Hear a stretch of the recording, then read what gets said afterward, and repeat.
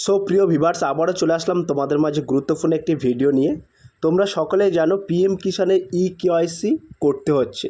তো এই ইকেওয়াইসি কাদেরকে করতে হবে এবং কাদের করতে হবে না সেটা কিন্তু আজকে লাইভ তোমাদের মাঝে এই ভিডিওর মাধ্যমে সরাসরি দেখাবো। তো এই যে পিএম কিষাণ ইকেওয়াইসি এটা কিন্তু সবার ক্ষেত্রে বাধ্যতামূলক নয়।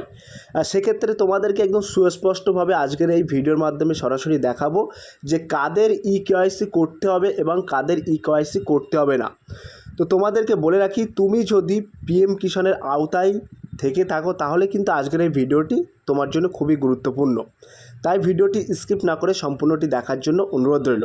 তো একেবারে তোমার নিজের মোবাইল ফোন থেকে কিন্তু সরাসরি চেক করতে পারবে যে তোমার পিএম কিষাণের জন্য ইকেওয়াইসি করতে হবে কি করতে হবে না, এবং এই ইকেওয়াইসিটা কাদের জন্য বাধ্যতামূলক সেটা কিন্তু আজকে এই ভিডিওর মাধ্যমে স্টেপ বাই স্টেপ দেখিয়ে দেবো। তাই ভিডিওটা লং হলেও ধৈর্য সহকারে দেখবেন। আজকের এই ভিডিও থেকে অনেক অজানা তথ্য তোমরা জানতে পারবে। চলুন এক নজরে বিস্তারিত তথ্য জেনে নেওয়া যাক।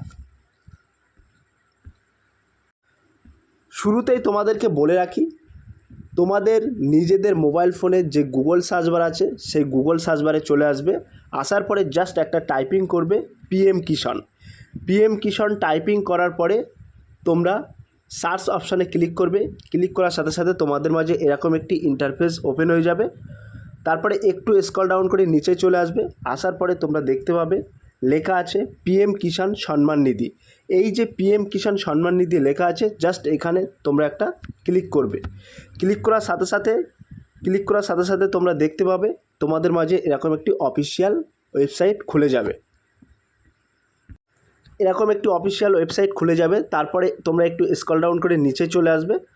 আসার পরে এখানে তোমরা দেখতে পাবে এই পিএম কিষাণের জন্য কিন্তু টাকা অলরেডি দেওয়া শুরু হয়ে গেছে। 23তম কিস্তির টাকা কিন্তু ইনভেস্টমেন্ট করা হয়েছে, ঠিক আছে।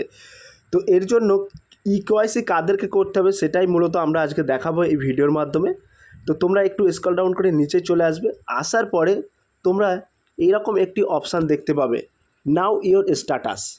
জাস্ট এই নাও ইওর স্ট্যাটাসে তোমরা একটা ক্লিক করবে। ক্লিক করার সাথে সাথে তোমাদের মাঝে এরকম একটি পেজ ওপেন হয়ে যাবে। একটু স্ক্রল ডাউন করে চলে আসবে। আসার পরে এইখানে তোমরা কি বসাবে, এইখানে এন্টার রেজিস্ট্রেশন নাম্বার। তো পিএম কিষাণ করার সময় অর্থাৎ পিএম কিষাণে আবেদন করার সময় তোমাদের একটা রেজিস্ট্রেশন নাম্বার দিয়েছিল, সেই রেজিস্ট্রেশন নাম্বারটা কিন্তু এই ঘরে বসাতে হবে। বসানোর পরে এই যে ক্যাপচার কোড আছে এই ক্যাপচার কোডটি এই ঘরে বসাতে হবে।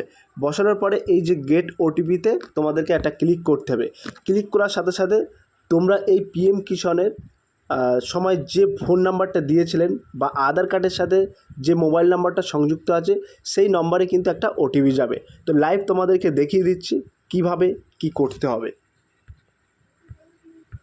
তোমরা এখানে দেখতে পাচ্ছ আমি কিন্তু রেজিস্ট্রেশন নাম্বারটা বসিয়ে দিয়েছি এবং এই ক্যাপচার কোডটি এখানে বসিয়ে দিচ্ছি। এবার যাদের রেজিস্ট্রেশন নাম্বার জানা নেই বা সেই নথিটা হারিয়ে ফেলেছো তারা কিভাবে রেজিস্ট্রেশন নাম্বার বার করবে সেটাও কিন্তু আমি সরাসরি দেখিয়ে দেবো, এবং এই বিষয়ে আমি একটা ভিডিও তোমাদেরকে বানিয়ে দেবো। খুব সহজভাবে কিন্তু মাত্র 2 মিনিটে তোমাদের হারিয়ে যাওয়া রেজিস্ট্রেশনটা খুঁজে পাবে। তো আজকে যে প্রসেসটা দেখাচ্ছি সেই প্রসেসটা হলো কাদের ইকেওয়াইসি করতে হবে এবং কাদের ইকেওয়াইসি করতে হবে না। এবার তোমরা দেখতে পাচ্ছ এই যে গেট ওটিপি আছে, জাস্ট এখানে আমরা একটা ক্লিক করব। তো তোমরা এখানে দেখতেই পাচ্ছ তোমাদের মোবাইল ফোনে যে মোবাইল নম্বরটি আধার কার্ডের সাথে সংযুক্ত আছে সেই মোবাইল নম্বরে কিন্তু একটি ওটিপি যাবে, আর এই ওটিপিটা কিন্তু 3 মিনিট মাত্র ভ্যালিড, তার মধ্যে কিন্তু এখানে ইনপুট করতে হবে। তো আমি এখানে ওটিপিটা বসিয়ে নেব এবং এখানে রেজিস্ট্রেশন নম্বরটাও কিন্তু বসিয়ে নিয়েছি। আমি কিন্তু এখানে ওটিপিটা ইনপুট করলাম, তোমরা দেখতে পাচ্ছ। এবার আমি এই গেট ডাটাতে আমি একটা ক্লিক করব। গেট ডাটাতে ক্লিক করলাম। ক্লিক করার সাথে সাথে কিন্তু এখানে সমস্ত ইনফরমেশান কিন্তু এখানে চলে আসলো। তোমরা দেখতে পাচ্ছ এখানে রেজিস্ট্রেশন নাম্বার এবং নেম অফ ফার্মার অর্থাৎ পিএম কিষাণ সম্মান নিধি বেনিফিশিয়ারির নাম এবং রেজিস্ট্রেশন নাম্বার চলে আসলো। তারপরে কিন্তু অ্যাড্রেস চলে আসলো, বেনিফিশিয়ারির বাবার নাম অর্থাৎ স্পাউস নেমটাও চলে আসলো, যে মোবাইলটা দিয়ে আমি আবেদন করেছিলাম সেই মোবাইল নাম্বারটাও চলে আসলো, এবং আমাদের যেটা main important update your details.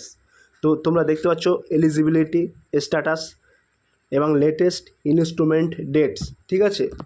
তো এই যে তোমরা দেখতে পাচ্ছ এই যে এফটিও প্রসেস ইয়েস দিয়ে টিক চিহ্ন আছে, এইখানে যদি কারোর নো লেখা থাকে, যদি নো লেখা থাকে তাকেই কিন্তু কেবলমাত্র ইকেওয়াইসি করতে হবে।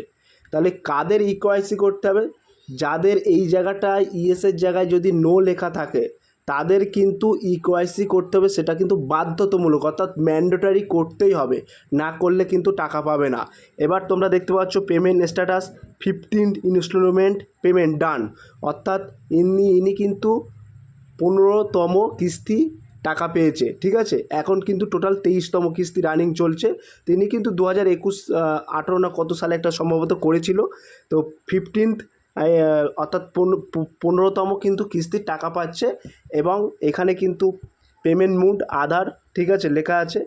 এবং এখানে তোমরা দেখতে পাচ্ছ bank name state bank of India, account number উল্লেখ করা আছে, ইউটিআর নম্বর কিন্তু উল্লেখ করা আছে, ক্রেডিট অন কত তারিখে টাকা পেয়েছে সেটাও কিন্তু এখানে উল্লেখ করা আছে। 20 তারিখে 20/6/2026 20 তারিখে টাকা পেয়েছে, ঠিক আছে। এইবার মূল বিষয় তোমাদেরকে বলেছিলাম যে আমি লাইভ তোমাদেরকে দেখিয়ে দেবো কাদের ইকেওয়াইসি করতে হচ্ছে। যাদের ইকেওয়াইসি হচ্ছে তাদের এইখানটায় কিন্তু নো লেখা থাকবে, আর যাদের ইয়েস লেখা থাকবে তাদের কিন্তু কোনো কিছু করতে হবে না, ঠিক আছে, কোনো কিছু করার দরকার নেই। যাদের এখানে নো লেখা থাকবে তাদের কিন্তু এই পিএম কিষাণ ইকেওয়াইসি করতে হবে। ইকেওয়াইসি আপডেট না করলে কিন্তু এরপরে 24তম কিস্তির টাকা তারা পাবে না। ক্লিয়ার? তো আমি কিন্তু সুস্পষ্টভাবে তোমাদেরকে দেখিয়ে দিলাম কিভাবে তোমরা করবে। এবং তোমাদের মেন ব্যাপার যেটা, যে এই রেজিস্ট্রেশন নাম্বারটা অনেকে হয়তো ভুলে গেছে, এবং এই রেজিস্ট্রেশন নাম্বার যদি না থাকে তাহলে কিন্তু তোমরা এই প্রসেসটা ওপেন করতে পারবে না। তো এই রেজিস্ট্রেশন নাম্বারটা কিভাবে তোমরা পাবে, হারিয়ে গেলেও কীভাবে এটা পাবে, সেই প্রসেসটা কিন্তু আমি এই পরবর্তী একটি ভিডিও বলে দেবো, এবং ইতিপূর্বে একটি ভিডিও বলে দিয়েছি। আবার তোমাদের জন্য একটা নতুন করে ভিডিও আনবো। তা সব প্রিয় ভিউয়ার্স, এই ছিল আজকের ভেরি মোস্ট ইম্পর্ট্যান্ট ভিডিও। যদি আজকের এই ভিডিওটি ভালো লেগে থাকে প্লিজ লাইক কমেন্ট এবং শেয়ার করে দিন বন্ধুদের মাঝে।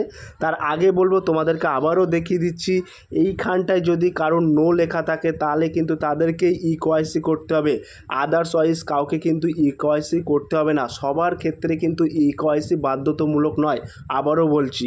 তো এই মনে হয় সর্বপ্রথম আমি তোমাদেরকে দেখিয়ে দিলাম যে কিভাবে তোমরা জানতে পারবে যে পিএম কিষাণ তোমাদের ইকেওয়াইসি করতে হবে কি হবে না। তো সব প্রিয় ভিউয়ার্স, এই ছিল আজকের ভেরি মোস্ট ইম্পর্ট্যান্ট ভিডিও। যদি আজকের এই ভিডিওটি ভালো লেগে থাকে প্লিজ লাইক কমেন্ট এবং শেয়ার করে দিন বন্ধুদের মাঝে। ফিরে আসছে আগামী দিনে তোমাদের জন্য very most important topic video নিয়ে।